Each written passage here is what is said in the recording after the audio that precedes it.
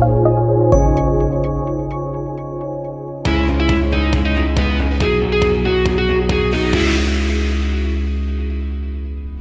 my name is Castro and you're watching Leaders with a Mission. And today I have someone really special that I would love for you to meet. His name is Roy Assad, and let me tell you a little bit about him. So Roy is an executive and life coach, keynote speaker, and serial entrepreneur. Roy provides his clients with guidance to help them unleash hidden potential, eliminate roadblocks, and capitalize on unique talents, maximizing personal and professional success. He is the founder of the Human Capital Group, and his mission has been to help executives and entrepreneurs through creating customized strategies and corporate training plans that are roadmaps to building a life and a career that they love. And with that, here's Roy. So happy to be here. Thank you for inviting me. Thank you, Roy, so much. I remember the first time that we met, and it was at an event, and at a women's conference. There was something to do with domains.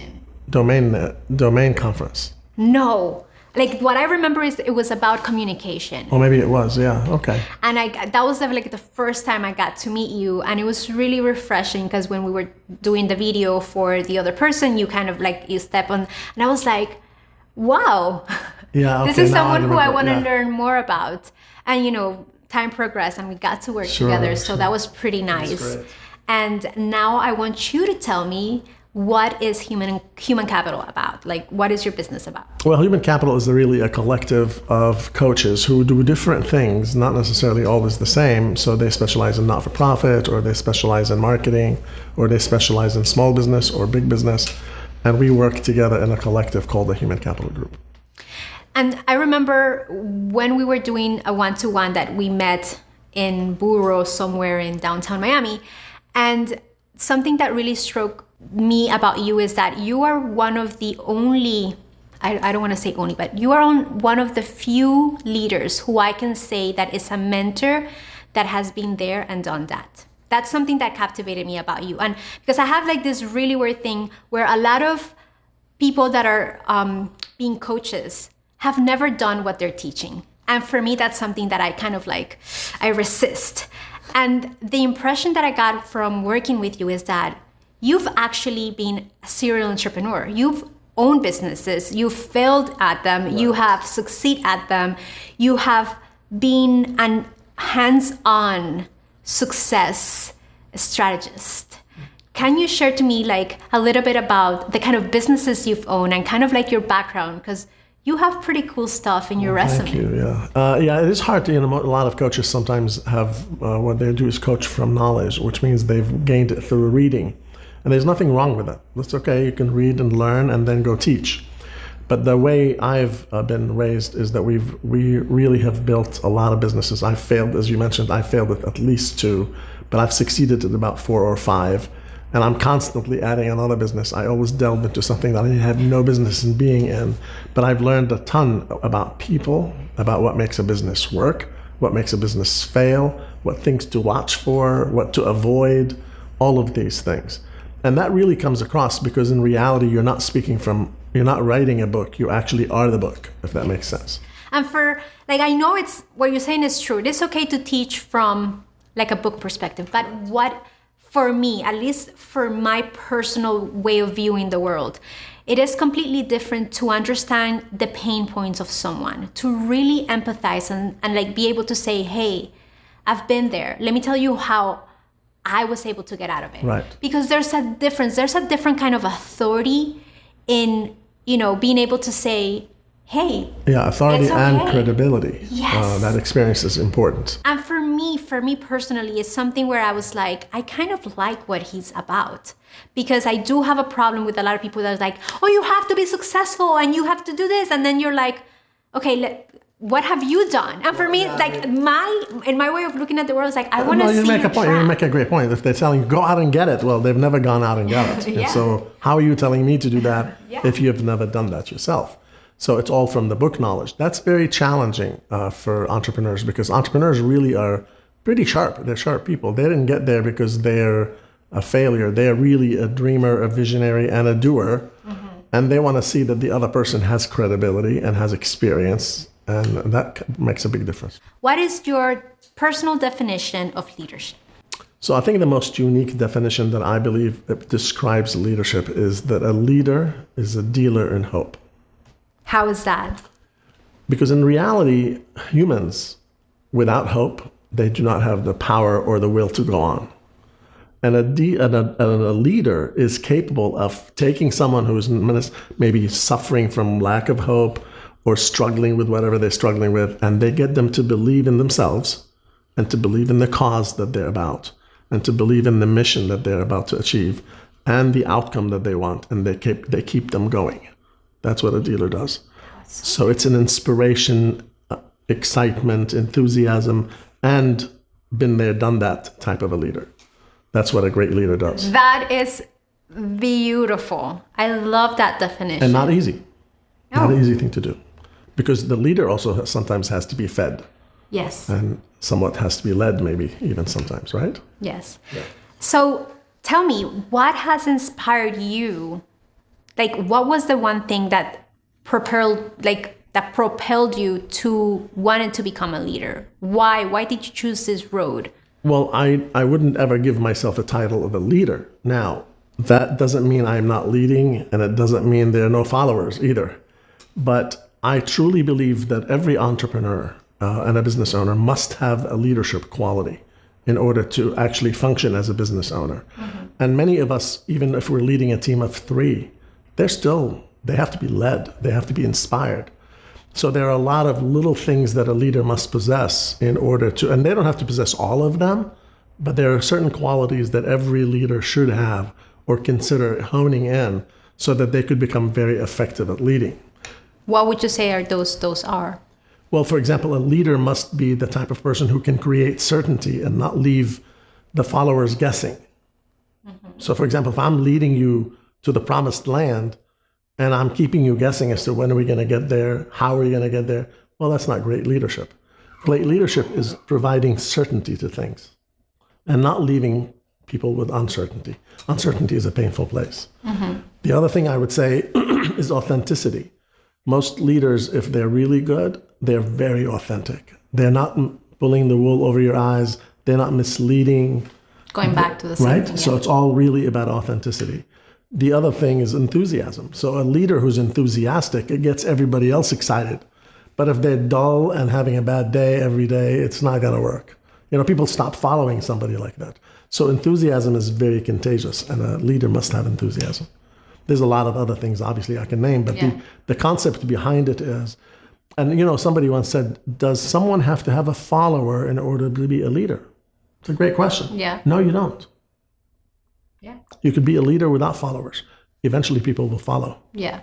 And then the other thing I would say is leadership is not just a title or a name that you're given, because you could be a president but not act presidential.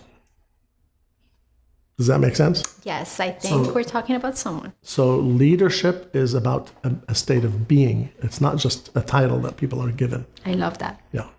I love that because I truly agree with what you're saying in every sense of the word. Like, you don't have to be you don't have to have a following to be a leader, because some people don't need that. They can lead. They think that they need. Yes. No, you start leading and people will follow. Yeah. And it's be one, to be one, right? Well, and at its core, what I've seen again and again and again through like my conversations with different leaders is that most of the time leaders start alone. They're the only ones, like they have something they believe in, and they're the ones who go first. Right. And at that point, they're on their own. Right. It is within the journey that they find the remaining people that are following them. But it comes within time. It's not like all at the same time. And I'm sure there is some sort of exception to the rule. Right. But it doesn't have to be a certain way, Yeah. So tell me, what inspires you? Is there a book, or has there been like a mentor? Like, who feeds your soul to keep this journey of leading the way for your clients? So this is not going to be believable, but I have a very bad attention span. Really? And what I mean by that is I cannot sit and read a whole book on a day. It takes me a long time to read because of my English maybe challenges. However, I read summaries like crazy. I would learn from an ad. I would learn from a commercial. I would learn, because at the end of the day, you notice these nuances as to what moves people. Because my job, my whole responsibility is to take someone from where they are to where they want to go and get them there as fast as I can, so that they're excited about what's going on. So I try to find what is it that's going to get them excited about what it is they want to do, and how do I equip them, and how do I give them the tools to keep moving, because we get very distracted as humans. Tell me about it. Yeah. We get distracted, we get disheartened, we have challenges, things get in the way, we get in our own way. So I help them kind of clear the path, and they can actually see the end. And when they start seeing the end, it's like the promised land, and they keep going. It's a beautiful thing. For me, actually, I talk about books a lot because they give me an insight of somebody else's perception and word, but I'm not really good at reading hard books. But I am a hardcore audiobook listener. That's great, yeah. Like, that works. That for me is like, whoa. So like the power of now. Uh-huh. A leader must be present. A leader who's not present is not leading. They're like lost. So the ability to be present to someone and present to whoever they're with, that's a powerful tool. And that book is a tremendous book to read by Malcolm Gladwell. Yes, I've heard about the book. It's in my reading list. Then you have Simon Sinek, who did the videos, and he did the why. And if you understand what it is and why it is you're doing what you're doing, So there's a lot of little things to learn from. It could be a TED Talk. I love TED Talks. Which TED Talk do you like the most? And the why, I think, is the number one TED Talk. Yeah, for me, that's the one. It's a killer. It's phenomenal. I watched that TED Talk like over and over, and it doesn't get old. Yeah, and once you get it really good, you'll understand how to teach it. Because that's really the beauty of getting something, is to be able to teach it to others. Yes, that's when you complete the cycle of learning. Correct. The cycle of life. So tell me a little bit about how are you helping your clients? Like, what programs do you offer? How can people find you to help them get better? So we do workshops. Now, there's the one-on-one work that I do with individuals and executives and entrepreneurs and or C-level suite executives. And then there's the workshop where they're public workshops. The public workshops are really easy to get into. It's only 2 hours. It's on a Saturday. And we teach 4 programs. We have one called Command and Control, which is about being efficient and effective at life, just doing life good. That's a great program. That's a great foundational program. Yeah. Then we have the Art of Communication, which involves the articulation and the listening skill. Those are 2 that go hand in hand. Then there's one called the Art of Networking, and that's very important for anybody who is in the business development world. And now we're developing one, and I'm about to launch it, and it's called about the Art of Decision Making. A lot of times, it's our indecisiveness that stops us. Yes. We just can't make a decision. We can't decide, do I want a burger or a chicken sandwich? Think about it. And you know I could take what? 20 minutes to decide that. And you know what? I think it's a lot more common now because we have so much many choice. options. Yeah, they call it the paradox of choice. Yes. Yeah, like when you get completely, overwhelmed. you just don't know where to Many go people next. at the restaurant, they take forever to make a decision. They can't make up their mind because they have so much to So many choose from. options, yeah. It's not the Last Supper. Just order something and move on. Tomorrow you'll get the other one. You get to eat Well, 3 you know- times a day. Just take one choice at a time. It's funny. Somebody once said, when you get to a fork in the road, just take the damn fork. Forget what she was going to say. Make a decision. Just get some steak and make it happen. So, what have you personally struggled with in your road to success? I would say the falling in love with what I'm doing was a problem for me. Meaning, What? How is that? Tell me. So I launched a restaurant. Then I launched another restaurant, and I fell in love with this restaurant, and it was not doing well. And I was so in love with it that I couldn't let it go. That ability is something that's very important to learn, is to be able to let go of something because it's just not working. And that could relate to a relationship that's not working. It could relate to a business that's not working, or an investment you made. You buy a stock, you buy it at $50, and now it's at $2, and you're saying, well, I paid so much for it, I'm going to hold on to it for $2, and now it's 20 cents. Well, it's 20 cents. Why should I get rid of it? So you kind of hold on to something because you've invested so much time and energy into it. That's something that was a problem for me. I had to learn that the hard way, and I call it my degree. It's like a degree I paid for. Well, you paid for it. I paid for it, believe me. dearly. And it's really hard because sometimes when you fall in love with things, Totally. they become your baby. Yeah, yeah. And you've invested time and energy and money and whatever in that, whether it's a human or a business. So on that topic, I kind of like want to pick your brain on that. How have you found out that you have to let go? At what point do you let go? Because sometimes people are like, just wait a minute, like before it gets better, it's going to get a little bit worse. For you personally, Right. and I know everybody's different. Well, you have to be very careful not letting go too early, because if You you could are be just like about to right turn the there. corner and you're like, okay, I'm tired. Like 3 feet from goal. No. Like, The other thing I've learned and I've been now implementing is I put a board of directors in place. In every business that I do, I have a board of directors that I can actually talk to and say, what do you think? So that I'm not by myself. And that's what coaches do. They're the third opinion. They're not the second opinion. A lot of people give you a second opinion. Oh, your business stinks. It's a bad idea. Well, how do you know it's a bad idea? You have no idea what the guy's and up do to. you have a business? Right? Kind of like, Who's giving the advice? Exactly. hello. So a board of advisors who are people who care about you and they're willing to give you their opinion on what's going on, and or hire a coach. And great coaches can be a great asset because they can help you see something that you're not seeing. In your opinion, what is the most important ingredient for success? I think commitment and focus are huge. They say commitment can be felt. People can feel your commitment. You don't have to say a word. They can see that you're a committed individual. And that consistency, because a lot of people and today we're in a society that we feel immediate gratification has to happen.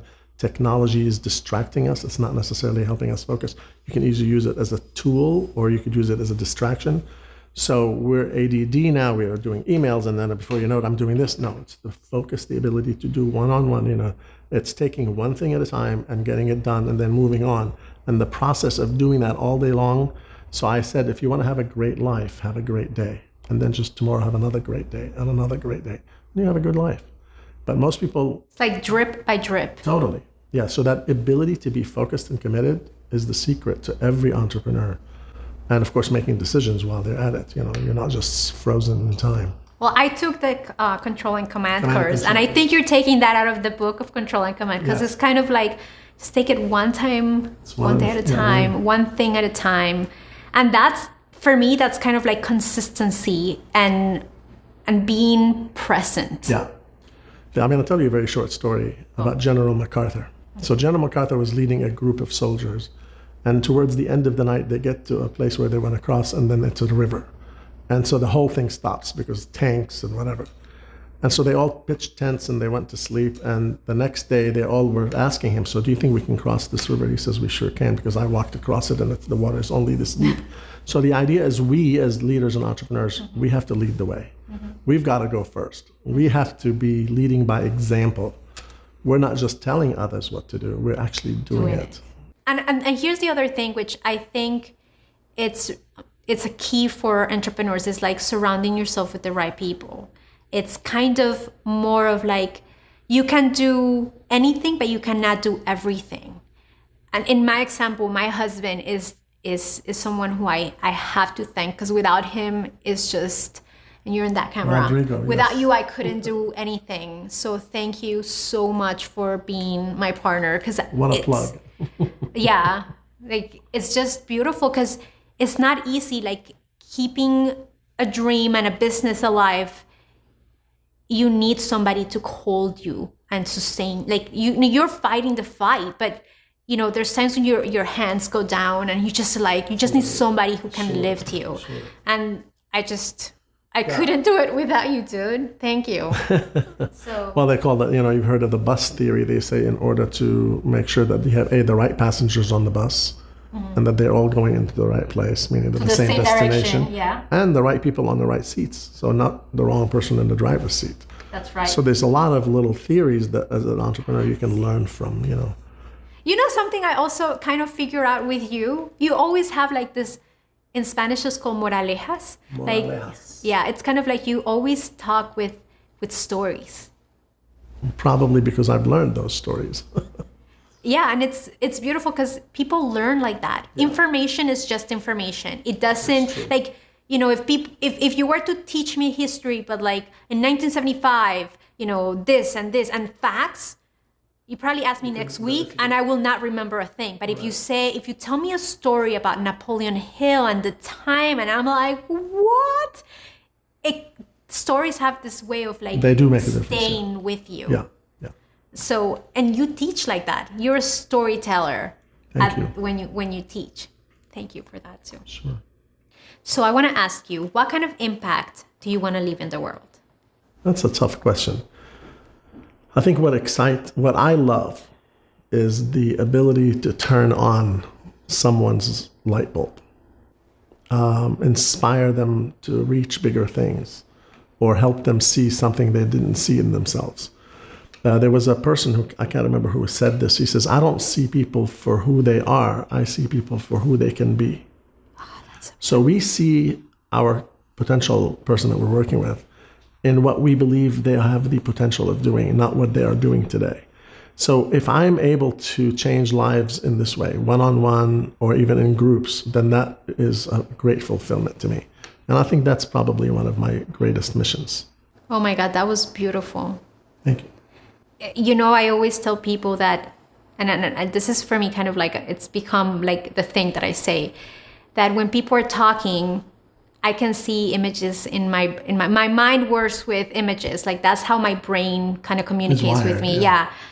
And that's what makes me so good at what I do with video and stuff. And like you were talking about like turning people's light bulbs on. It was like, for me, in my head, I just saw like people kind of igniting from inside. It's just this aha moments that make you feel like you guided them through that. Right. And you and I talked about children. And actually, children are the greatest example, because when children are born and as they're beginning to grow, they have the light bulb on, by the way. Mm-hmm. It is the world that puts it away, that puts it off, meaning they're pouring water over. Don't touch that. Don't do this. You can't do this. You're going to get hurt. Before you know it, you're going to be like this.